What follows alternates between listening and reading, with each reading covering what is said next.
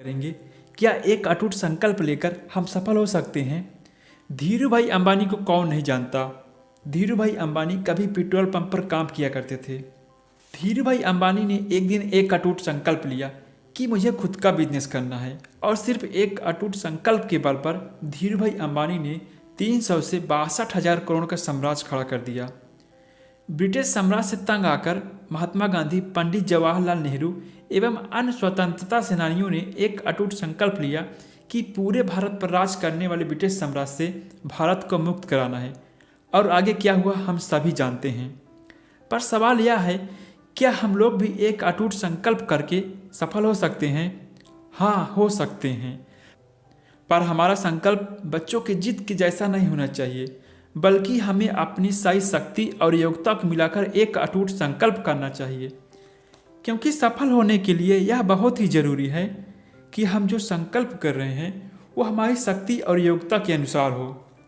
क्योंकि mount Everest पर चढ़ाई करने से पहले हमें छोटे छोटे पर्वतों पर चढ़ने की आदत डालनी होगी।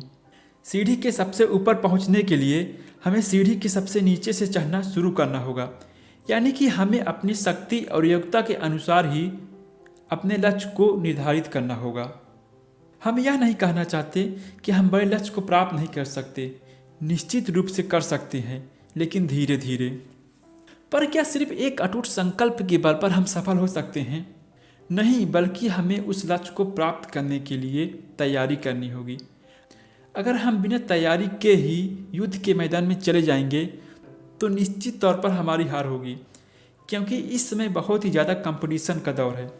न केवल हमें अपनी शक्ति और योग्यता को बढ़ाने की ज़रूरत है, बल्कि हमें अपने ज्ञान में वृद्धि करने की भी आवश्यकता है।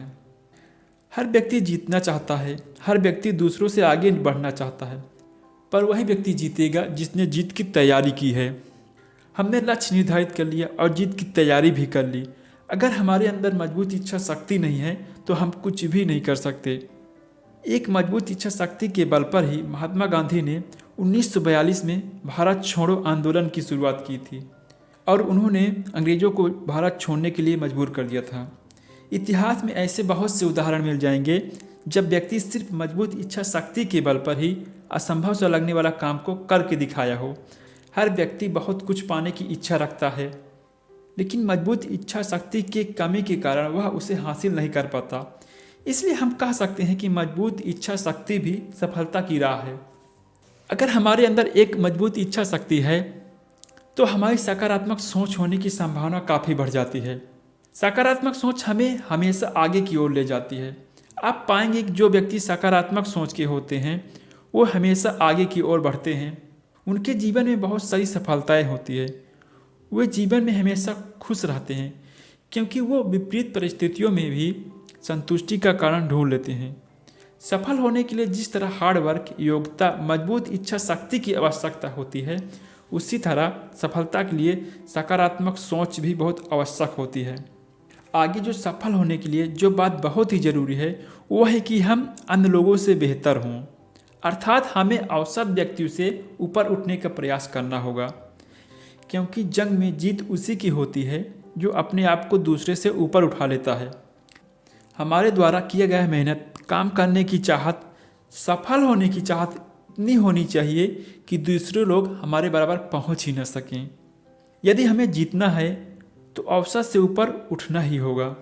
हम दूसरों व्यक्तियों से तभी ऊपर उठ सकते हैं जब हम खुद का आत्मविश्लेषण करेंगे, स्वयं को जानने की कोशिश करेंगे, स्वयं की कमजोरियों को जानने की कोशिश करेंगे। अक्सर हम लोग जीतने के लिए संकल्प कर लेते हैं और 2-3 बार प्रयास भी करते हैं।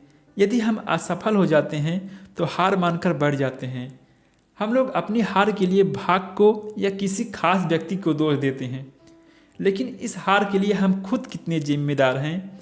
स्वयं हमने क्या गलतियां की हैं, स्वयं हमारे द्वारा की गई तैयारियों में क्या कमी रह गई है, इसका हम लोग विश्लेषण नहीं करते हैं। उस हार का विश्लेषण हम नहीं करते हैं। ऐसा करने से हमें कुछ लाभ नहीं होता है। इस तरह हम खुद ही अपनी हार को पक्का कर लेते हैं।